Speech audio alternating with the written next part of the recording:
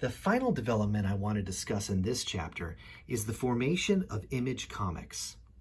In 1992, 7 very popular artists at Marvel felt they weren't getting enough pay or creative control on the books they were working on.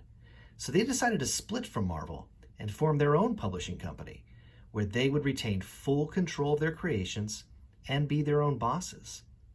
The direct market's effect on comic fandom contributed to the increased celebrity among comic book creators, particularly artists, and this gave the Image 7 enough clout to strike out on their own.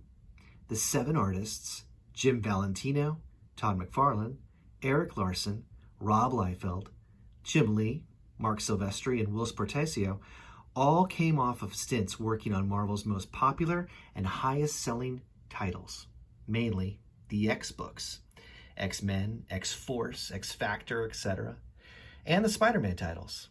Such popularity meant that their new Image titles, all superhero books of course, would become instant hits. The first Image title, Liefeld's Youngblood, broke the record for the best-selling independent comic. The second title, McFarlane's Spawn, broke the record set by Youngblood, and the third, Lee's Wildcats, broke the record yet again. The soaring popularity of the creators was assisted by the fact that Image books had higher production values than their Marvel and DC counterparts. They were printed on higher quality paper and colored and usually lettered using computers, giving the books a distinctive, slick look. They also catered to fans' desire for more adult content, displaying new levels of carnage and sexually suggestive situations. The fledgling publisher became the newest craze, and each new Image title to come out was immediately a collector's item. The 7 founders became millionaires overnight. These early Image comics weren't particularly introspective, but they did set a new precedent for creative freedom and print quality. And they were soon battling DC tooth and nail for the number 2 slot in the comic book publishers' hierarchy. Image wasn't the first independent publisher to try to beat Marvel and DC at their own game while offering more creative control, but they were easily the most successful and the highest profile. They were soon drawing more top talent from the former Big Two, including Dale Keown, Sam Keith, and Mike Grell.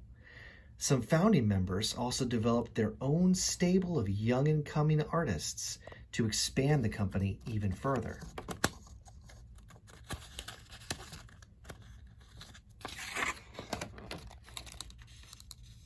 While Image didn't live up to its potential right away, the company was particularly plagued by late books, since with no outside agents enforcing deadlines, creators worked at their own, sometimes sluggish pace. They certainly succeeded in sending their message.